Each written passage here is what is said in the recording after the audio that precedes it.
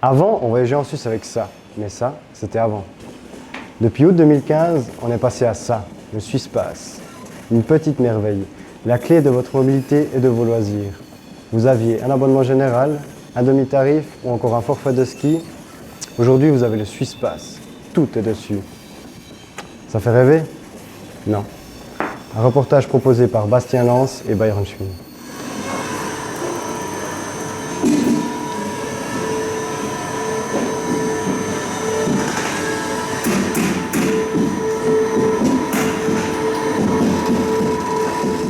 Le SwissPass, la nouvelle clé de la mobilité.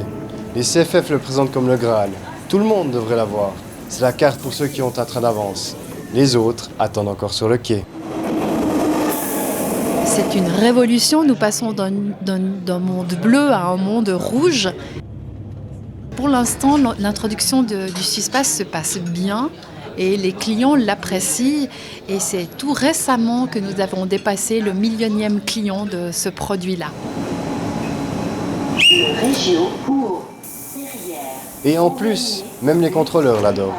Ça faisait longtemps qu'ils attendaient, ça fait longtemps qu'on en parlait. Avant, ils faisaient les constats sous forme de papier. Et puis là, c'est sous forme électronique. Ils préfèrent ce système à l'autre. Le SwissPass pour moi-même, il est bien pour contrôler. On voit, ouais, c'est bien, on voit la photo, on voit tout. Pour ça, c'est bien le SwissPass. Moi, je le trouve bien. Parmi les partenaires, les stations de ski sont comblées. Pour nous, le SwissPass, c'est une évolution qui est positive. L'idée d'avoir une carte multifonction, c'est effectivement quelque chose d'intéressant.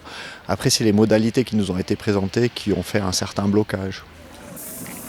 Un blocage? Ah oui. Les stations doivent payer une commission de 6% pour chaque forfait acheté via la plateforme online des CFF.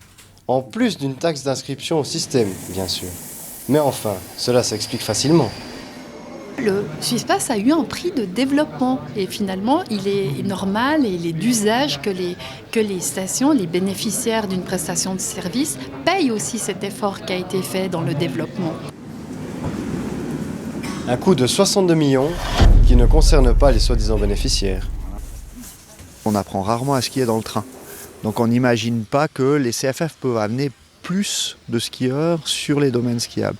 C'est pour ça qu'à notre avis, le développement d'un pass qui puisse permettre d'utiliser à la fois le train et les remontées mécaniques, c'est une excellente idée. Par contre, si quelqu'un doit financer l'autre, c'est plutôt les CFF qui devraient financer les remontées mécaniques plutôt que l'inverse. L'engouement n'est pas au rendez-vous. Seules 23 stations sur 150 sont partenaires des CFF. Il faut dire que la commission n'est pas le seul problème. Avec le système mis en place par le SwissPass et par les CFF, on n'a pas du tout la connaissance du client. Donc le client qui va acheter sur une base de données CFF ne pourra plus être contacté par la station. Et c'est ça qui nous gêne.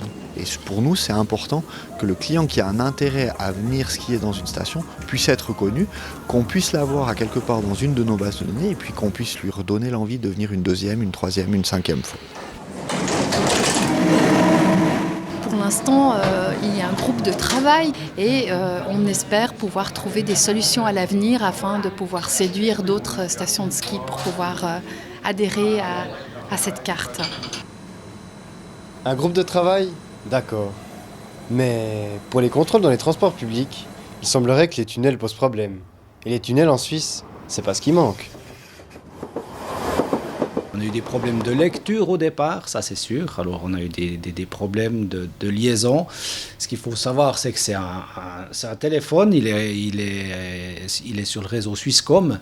Et si vous n'avez pas de réseau comme dans un tunnel, eh bien, vous ne pouvez pas avoir de liaison avec la centrale CFF pour avoir la réponse si votre SwissPass est valable ou pas.